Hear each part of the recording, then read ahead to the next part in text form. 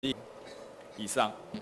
这时，请本堂刘应燕传道来讲道，他的题目是“好时机卖造”。好时机卖造。弟兄姐妹平安。在岁末农历过年的最后一个礼拜天，我们仍然能够在神的殿中一起来敬拜，实在是何等的福气！要祝福大家新年到，好运到。我们一起来祷告。主，我们感谢你，你是我们创造我们的主，你更是时间的主。主，你掌有万物。主，每一个时间，主你都掌权；每一个时机，主你也知道。主，恳求你来赐福我们，来保守我们，来启示我们。主，我们原是看你的话语，看也看不懂，听也听不清楚的。主，恳求圣灵此时来启示，让我们看了你的话语，得着了你的真理，让我们能够去实践出来，成为我们生命中的帮助跟祝福。谢谢主，我们这样祈求祷告，奉主耶稣基督的名求，阿们。好时机卖走，是卖造还是要走？到底要走还是不走呢？要不要走啊？我们来看神的时候是怎么样呢？我好像这个没有办法遥控，是好，可以帮我来。我们说新年到，好运到，这真是一句好话哈。我们呢真的是希望我们在对的时候做对的事情，这是多么有智慧的事。那我们也知道，好运呢，其实真的是所谓的天助自助者，其实多少跟我们的努力是有关系的。但是我们仍然希望在新的年里面有新的运气，而且是好的运气到。我们常常说，来得早不如来得巧，真是一点也不错。有些事情我们急得不得了，但是还不如那适当的时机临门一脚。其实那个好的时机效力，其实远过等待了半天出手结果不对的时机，那功亏一篑。我们都有等公车，等了半天没有来，结果怎样？我们想说走到前面去好了，等另外一种，结果我们一转弯而已，那公车噗走了。不过现在可能这种遗憾比较少，因为我们可以滑手机，对不对？我们可以上这个看看，公车几分还会来。但是呢，开车的人恐怕更有这个经验路边停车绕了半天都没有，想说算了，开走好了。结果你早来了，等了半天没有，你开走的时候，后面那台正好开出来，然后人家后面的就唰，人就停走了。真的，那刚刚好，实在是人生的一个很大的祝福然后我们想呢，真的有那个好时机，有上帝的时机，有上帝的时间表，有上帝来的内幕消息吗？我们想不想知道有内幕消息在新的一年，想要吗？如果想，今天神要对我们来说话。在我们人生中，每一天我们都有许多的选择，像从今天早上起到现在，我相信你已经做了许多的选择。我们在选择当中，我们真的想要更多的明白，主你的时机是什么？但是我们要知道，我们选择的时机最重要的目的是什么呢？是要让自己好过吗？还是要让上帝得荣耀呢？在今天的经文里面就讲，我们行事为人要谨慎，就是我们2015年行事为人要谨慎，不要像无知的人，要像有智慧的人。我们愿意成为一个有智慧的人吗？做有智慧的选择吗？要。好，所以我们就要善用每一个机会。在不同版本里面，这边有讲，有的是讲要怎么样把握光阴，但是这个版本这个现代中文译本，它讲到说我们要善用每一个机会，因为目前的日子很险恶。我想我们打开报章杂志，这句话应该有很多人点头。没有哪一个世代，我们从过去活到现在，觉得这个世代真的很险恶。因此，我们不要做糊涂人，我们要明白主的旨意是什么。所以我们每一次在做决定的时候，恐怕我们第一件最重要的事情是，我做这个决定有没有一个好的动机？因为好的动机要决定有一个好的结局跟结果。如果我们方向弄错了，恐怕我们再努力都没有用。传道曾经跟师长到那个台中的那个乌日那边，那个交通这个上下这个高速公路很多的路口，我们心很急，因为我们要去看日光的我们的青年在南投这个方向。那我们上去不知道，我们第一次走不知道该上哪个方向，哇！结果我们就看应该是南下，我们就上。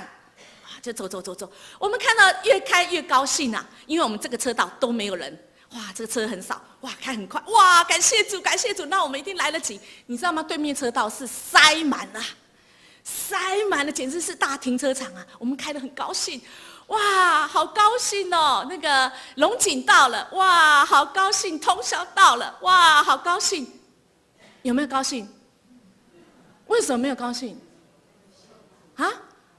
方向错了，你开更较紧都不好，你开再快都没有用啊，因为越开越快，离目的地越远啊。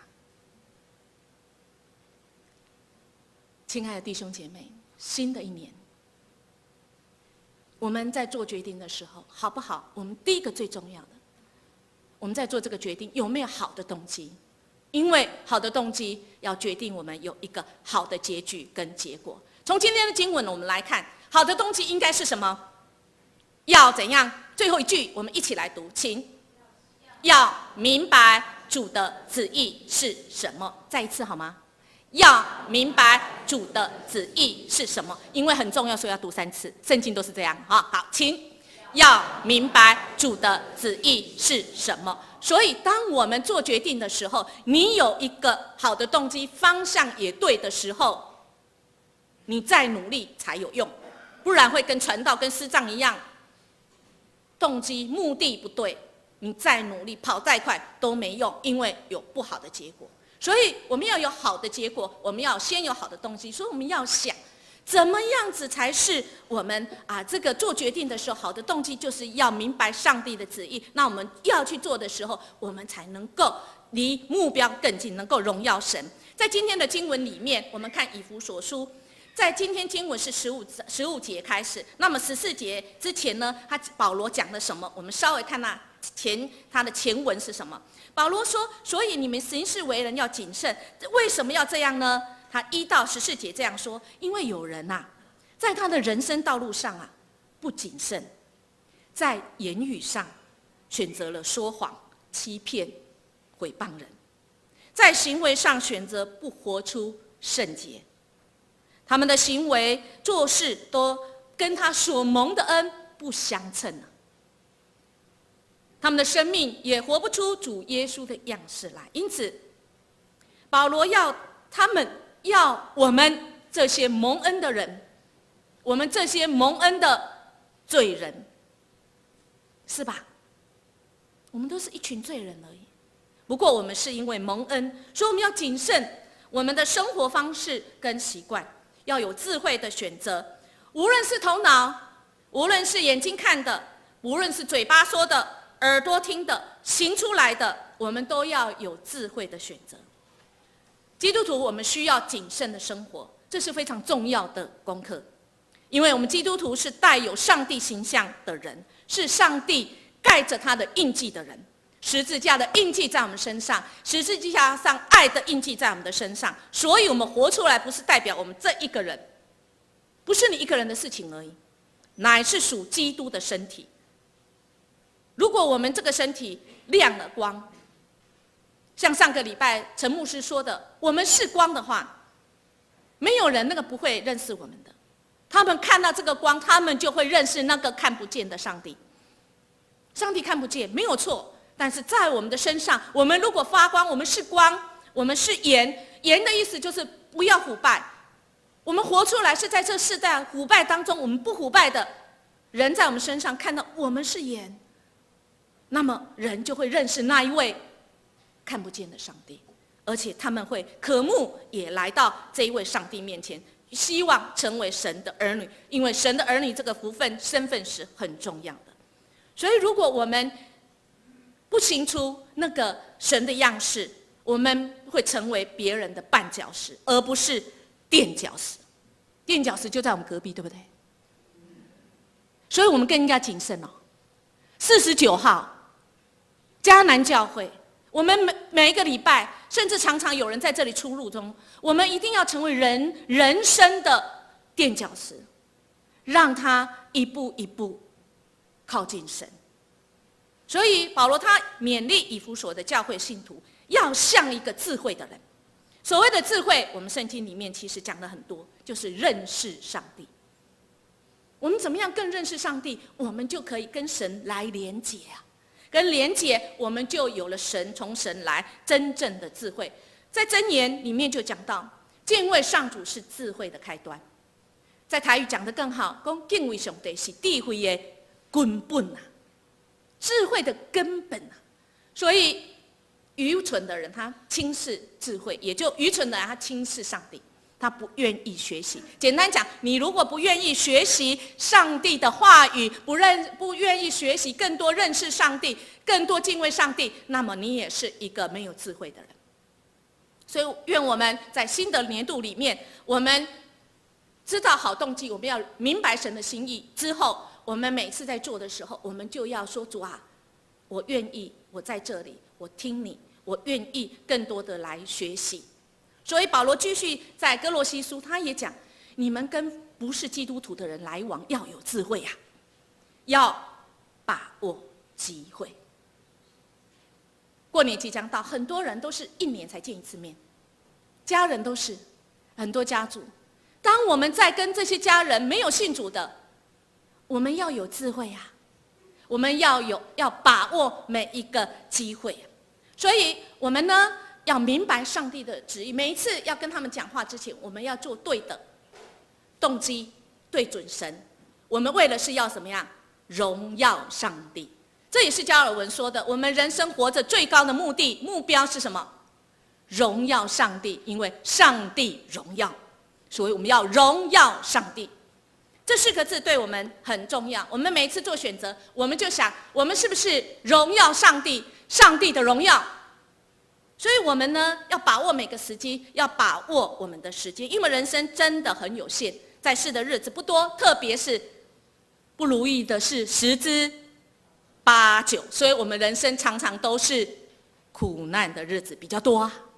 所以在这苦难的日子，我们怎么样子来爱惜光阴？不要花时间在喝咖啡聊是非。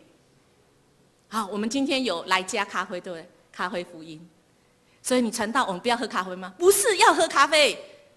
我们要喝咖啡，然后怎样聊心非，不要聊是非。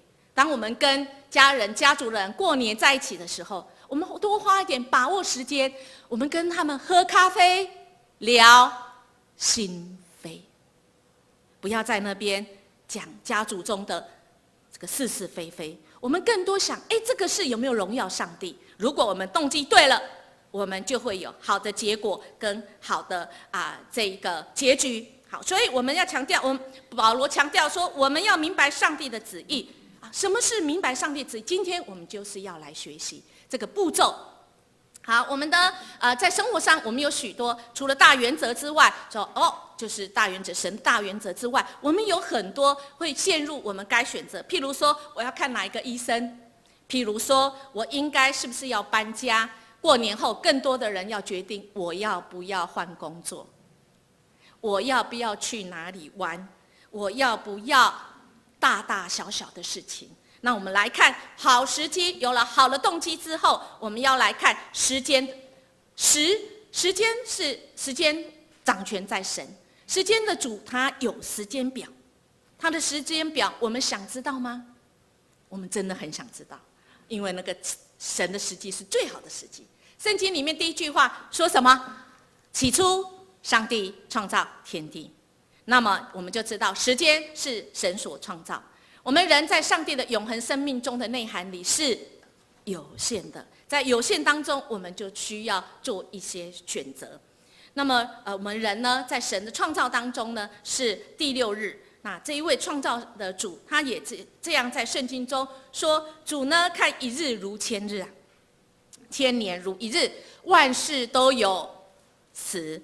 上帝只是上帝把人造在这个永恒的时间里，为了要让人知道我们人的有限，要懂得知道更多认识这一位创造时间永恒的神，我们才不容易被陷在这个时间的刻度里。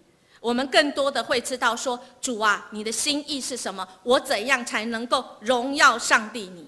我们人生面对许多不确定的未来，特别是2015年，有更多的人说不确定比往年、比过去我们所经历过的年都更多的不确定。所以我们需要做许多的选择的时候，我们就要想要来查看上帝的时间表，然后来出手。那出对的时候做对的事情。但是我们有没有想过，圣经真是这样告诉我们吗？我想只有特殊的时候，神才会跟你讲明明确确哪一天哪一个时。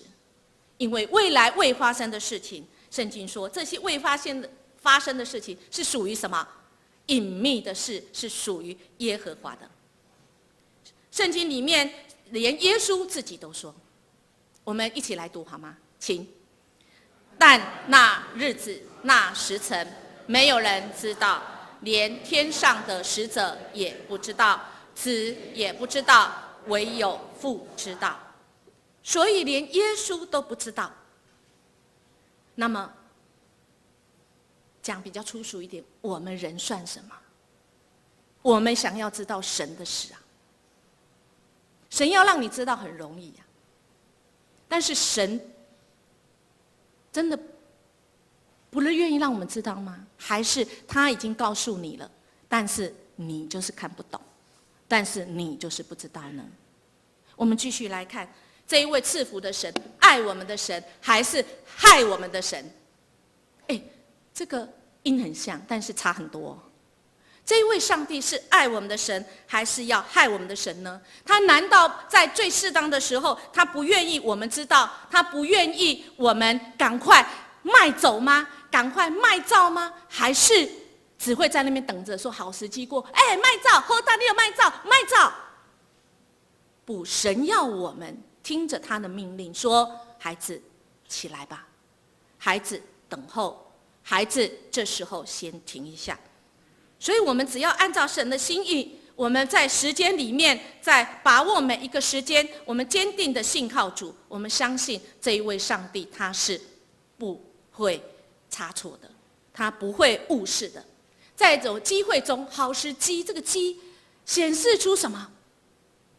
显示出更多的是神你跟我的关系呀。因为传道常常被人家问，明白上帝心意到底有没有方式啊？到底有没有那个方法可循啊？你可不可以教我秘诀啊？方法当然有，但是我们应该不只是这些。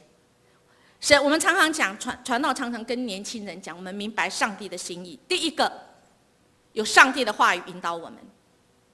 所以你做的事情刚刚有讲，如果你的目标跟神的心意，如果不是符合神这个圣经所讲的，可是圣经好大一本啊，到底哪一句啊？可不可以这个浓缩几句，让我们知道怎么样才是荣耀上帝的，好不好？因为4个字荣耀上帝，可是真的要做哪一节哪一章啊？有上帝的属性，什么？弥迦书说行公义，好怜悯，存谦卑的心，还有与神同行。好不好？做决定的时候，你要荣耀上帝，那么你就来一一检定，是不是公义？有没有让别人你好，但别人不好呢？是不是好怜悯？是不是存谦卑的心？如果这些都是了，那么传道，那我要选哪一个？就像现在学生很多，他选什么系所？这好像都跟行公义、好怜悯、存谦卑的心都符合最后一个好吗？叫什么？与主同行。所以我们就要常常天天读神的话语，神真的会告诉你。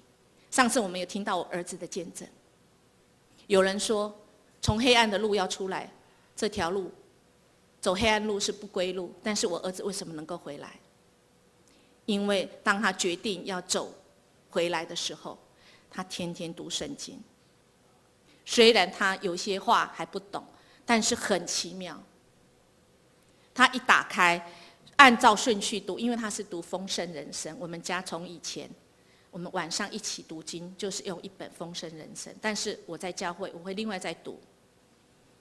居然他祷告的明明白白写在圣经中，回答他的话，很奇妙。所以我们读圣经，常常祷告，祷告之后，你就知道接受到神的，你跟神的关系就没有阻碍。你会常常说叮，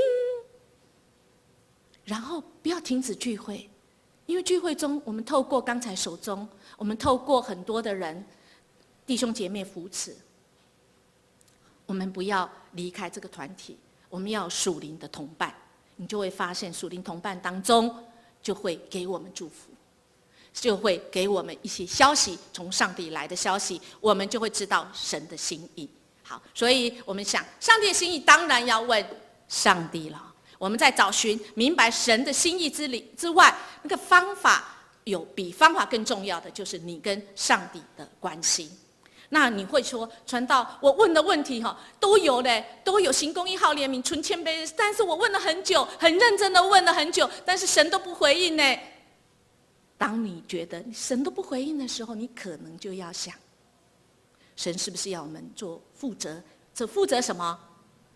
我们负责决定要成为一个成熟的，走上成熟的旅程。我们要决定就行出，不是在那边等啊，等，不是。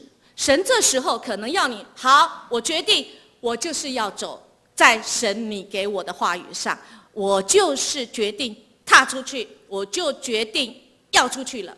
所以，如果我们有人跟你讲这个内幕消息，上帝的内幕消息何时何地何处，或者是何人要来，我想神已经说了，他要你亲自问他这些。若有人说末日是哪一天哪一时，这是不符合真理的。我们要小心，因为在这世代里有很多假的先知要来告诉我们，神要告诉我们怎样什么是末日。不，我们要听的是神的话。如果我们只相信这些，我们就失去运用我们信心去顺服神的真正的机会在哪里。所以这是 C.S. 路易斯他讲的，就是《纳尼亚传奇》的作者，他说，当神可以一眨眼之间做得很完美的事情，他却是这样让我们用又慢又笨的方式去做，让我们在这个人有限，因为神要让我们在有限的自由意志跟神的全能是并行的。我们靠着信心走前面每一个步，似乎每一个时刻神都在让位，神都在自我限制，但是神的心意是要祝福你，只要你愿意读经、祷告，不停止聚会，跟属灵的同伴小组里面，我们常常合一来祷告，神要一步一步因着我的信心带领我们前面一步一步的带领。好，我们来看有一个确实的一个记载在历史里面的一个见证。这个护教家、布道家在拉维撒加利亚，他在神学院最后一年的时候，他有机会去到越南布道4个月，在那里他需要一个翻译，他就找了一个17岁的年轻人来做他的翻译。后来越共征服了越南，这个拉维呢，他也回国了。但这一位因为翻译而得了福音的受洗的这个年轻人，17岁，却因为服侍这个布道家，却被捕入狱。那他这个越共呢，这个抓他去以后，就每天要他这个读马克思、恩格斯、列宁的书，而且他跟他讲，你不准读英文的书，你不准读那个什么什么什么，他其实是圣经。他说你不准读那个，斥责这一个17岁的年轻人说，你就是中了这个外国宣教士的毒。终于这个17岁的年轻人受不了了，因为他因着他原来坚持每天要看上帝的话语，他后来也被圣经被没收走了，他也不再祷告说主啊，你都放我在这里，我不要再相信你，我不要再读你，我也没有圣经可以读，我也不要祷告了，你放过我吧，因为我相信你，我日子更难过。当他这样做决定之后，第二天，他被派去做了最肮脏的工作，就是洗厕所。他在粪便当中发现了一张小纸片，是英文写的。他看到英文写的，心中又想起他被主爱，他就把它捡起来，到晚上的时候偷偷拿去洗一洗，带回去他的蚊帐里，用一小小的火一看，这张纸写什么？罗马书8章的下半部，因为是撕掉，他读到，我们一起来读好吗？请。万事都互相效力，叫爱神的人得益处。什么是我们能基督的爱隔绝呢？这些话大大的安慰他，鼓励他。于是他做了一个决定，他说：主管，可不可以让我每天都洗厕所？因为他觉得在厕所里至少没有人怎样，没有人一天到晚要找他麻烦。他洗厕所，因为他已经得着了这个祝福。没想到从他开始洗厕所那天开始，每天都捡到一页圣经。为什么这么神奇？因为他的主管曾经有人送他一本英文的圣经，他觉得很气圣经，所以他觉得应该把这个圣经拿来做什么？所以他每天用一页。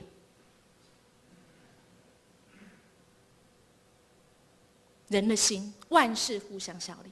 这个主管，典狱中的主管，为了要藐视神，拿圣经来用一张，可是居然这一张对一个信主的17岁的年轻孩子捡去，居然成为他每一天灵修的来源。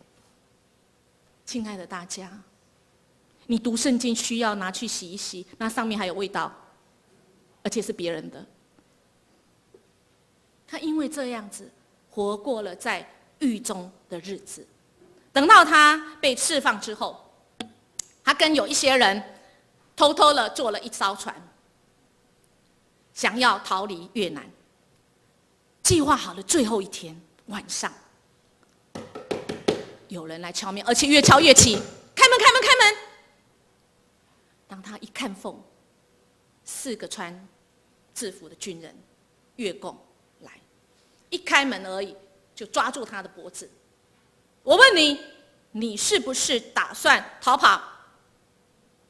重要的时刻要做重要的选择。这时候你会怎么回答？如果是你，你会怎么回答？点头或摇头？请回答。很多人摇头。这个跟生命有关哦。所以这个17岁男孩马上，没有，真的没有，没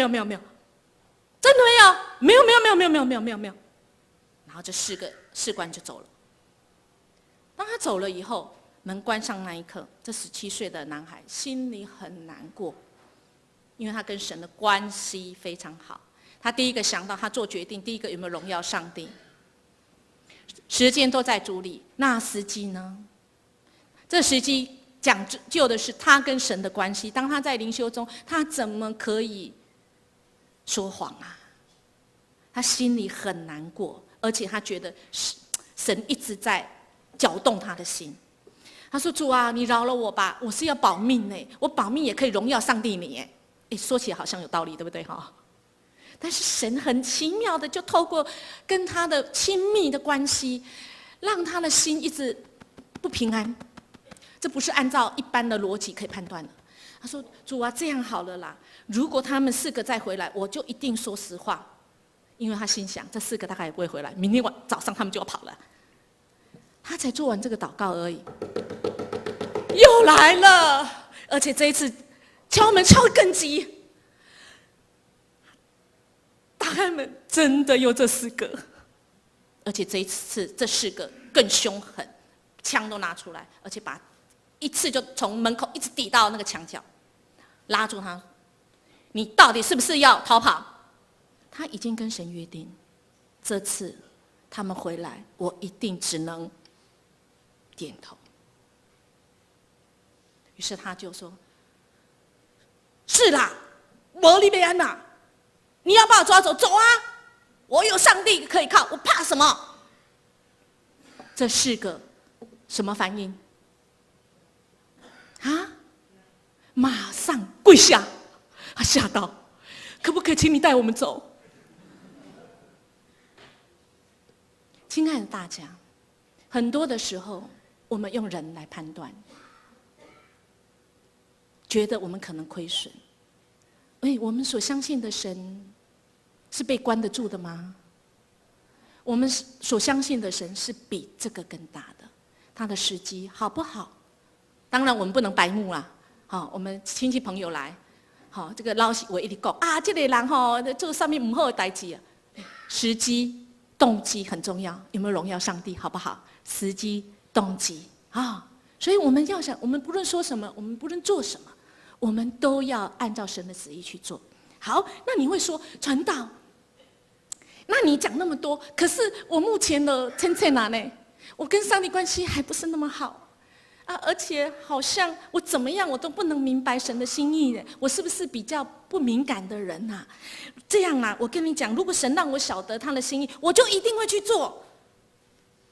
耶稣怎么说啊？我们一起来读好不好？耶稣说的，请人若立志遵着他的旨意行，就必晓得这教训或是出于神，或是我凭着自己说的。